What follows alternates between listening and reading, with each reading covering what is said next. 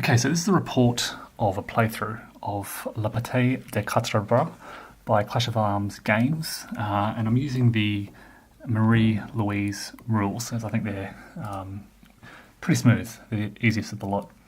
So this recreates a battle that took place on the 16th of June 1815 between Wellington's army of the Low Countries and Ney's à la gauche de l'armée du Nord, or the left wing of the army of the North.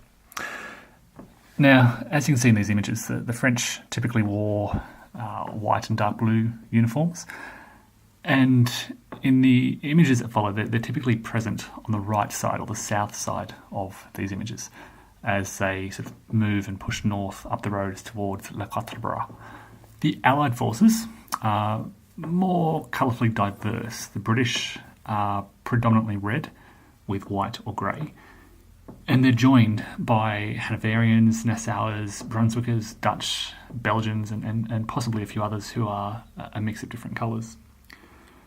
The Allied force is typically seen on the left side or the north side of these images as they're trying to hold off the French. And at the start of the battle, the Prince of Orange is present, and he's in command of a small force of Dutch, Belgians, and Nassauers.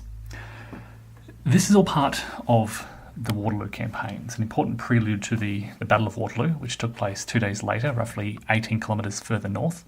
And during this campaign, Napoleon went on the offensive in the hope of destroying the separate Prussian and Allied forces before they could unite and work against him. Thus, he drove his army north towards Brussels along this main road, which effectively divided the Allied and Prussian forces. And these forces met around Quatre Bras and Ligny. While Wellington's and Ney's forces fought over the vital crossroad at Quatre Bras, Napoleon led the bulk of the French army against the Prussians at Ligny. Now, the two battlefields are actually really close, and they're connected by a major road running just north of Ligny in the east, through to Quatre Bras and on to Nivelles in the west. Now, historically, Wellington held the vital crossroad at Les Quatre Bras, but was unable to assist the Prussians as they faced defeat around Ligny in the east. Time will tell how this plays out this time. So this all starts at 11 a.m, and after a series of minor skirmishes throughout the previous evening and the early morning, Prince William of Orange arrives on the scene and he attempts to bring some order to this situation. Elements of the Prince's 1st Army Corps have sort of established a crescent-shaped defensive position south of Gemiancourt. Their position is centred on that main Brussels-Charleroi road, but they've spread out east-west to occupy the open ground between a stream in the east and another in the west. Now, this won't necessarily stop a French flanking manoeuvre, but it's a strong deterrent, and they're hoping this will sort of funnel the French to their centre along that main road. And they also use local topography to gain a slight elevation advantage. Now, it's quite a forward defensive position south of Quatre Bras, but they're hoping this will enable them to slowly fall back and delay the French long enough for more Allied reinforcements to arrive later in the day.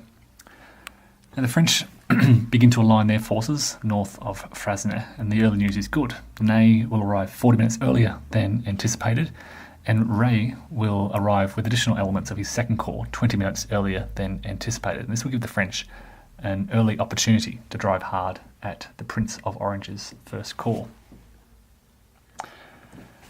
At 11:20 a.m, the French begin to march north before Ney and Ray have even arrived on the scene. The 5th Infantry Division marches down the main road with cavalry escorting on both flanks. Now, the Guards, Chasseurs and Lancers line up on the right, east.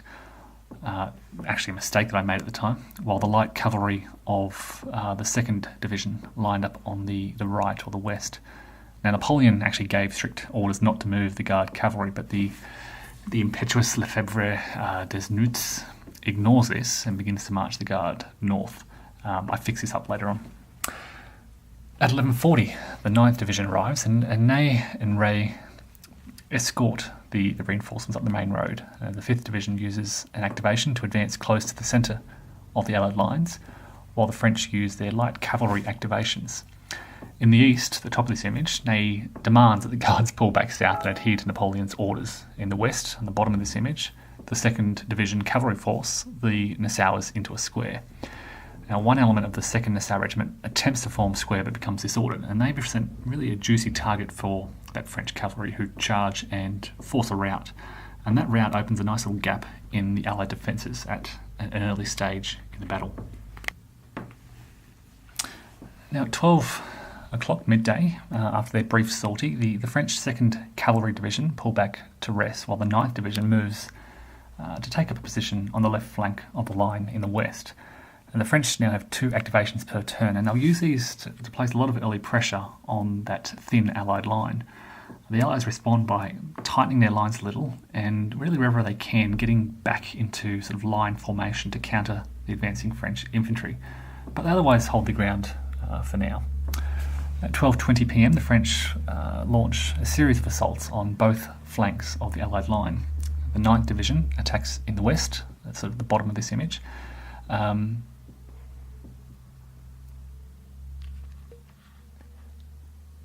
And the defenders are stuck in square formation, so they'll have to do their best to resist the assaults like that. Whilst the 5th Division attacks in the east, at the top of this image, against the Dutch militia in line formation. Now, the assaults have mixed success. In the east, they disorder some of the Dutch defending militia, but the defenders still hold their ground. Over in the west, the strong squares of Nassau hold very firm, and they even disorder some of the attackers, the French attackers. But this is only the first wave of those French assaults, however, and the Prince of Orange here is really concerned that he may not be able to hold this position for much longer. At 12:40, in an attempt to recover order amongst the Dutch militia, their forces are rotated. The disordered units are pulled back towards the centre of the Allied line, and they're replaced with good order units in line formation. Now, at this point, the French seize the opportunity to strike. Perez's light cavalry charge into these disordered Dutch units in the centre of the Allied line, and those Dutch units break and rout north towards Brussels. This creates an even larger gap in the Allied lines that the French cavalry rush through. The Prince of Orange's forces are now divided along either side of that main road. They've defended their flanks reasonably well, but the French cavalry quickly punched through their weak centre along that main road. At 1 p.m, Perez's light cavalry doesn't activate, so they hold their positions in the centre of the battlefield and they rest. The French attempt to blast the Allied flanks with fire, but it has minimal effect, and in fact the Allies return favour with some devastating salvos. In the west, the Nassau battalions pull back away from the French lines, and they shift to fill some of that space in the centre, while also occupying the strong position of Grand Pierremont in the west.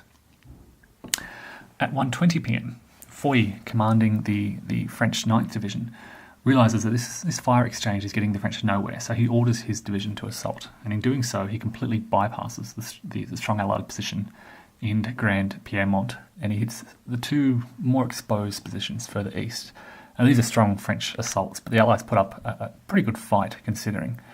This image shows the situation just before the assaults.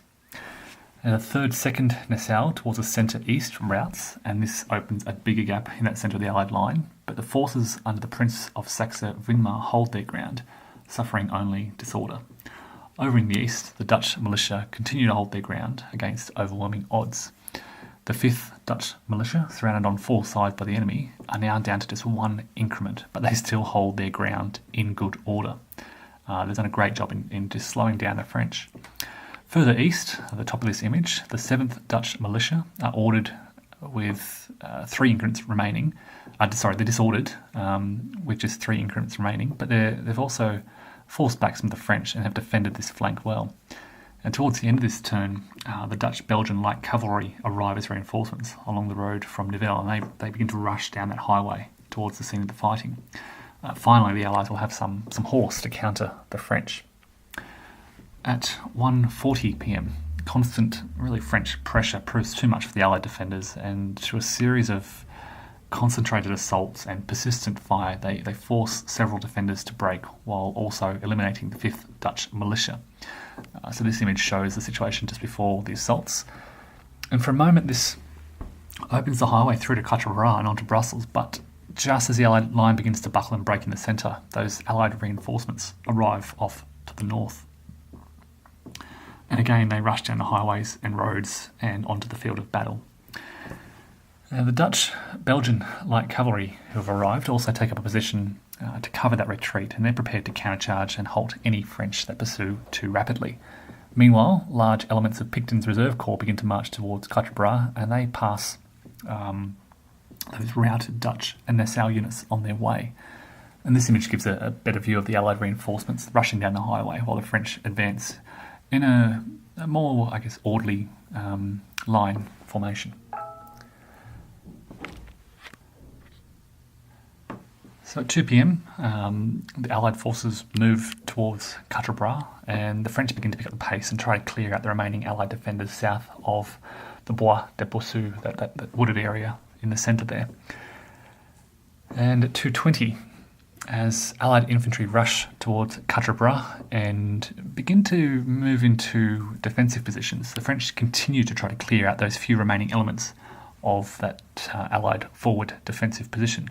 And those few remaining Allied battalions have really slowed the French down here by occupying some key positions. The French have also been slowly recovering from sort of a long series of assaults, so they're trying to regain some order and prepare to confront that larger body of the Allied force around Quatre. And the men of the 2nd 28th Nassau decide to pull out of Grand Piedmont, but the 27th Dutch Jaegers hold their position in Germiancourt along the main highway, and they do a very effective job of slowing down the French advance.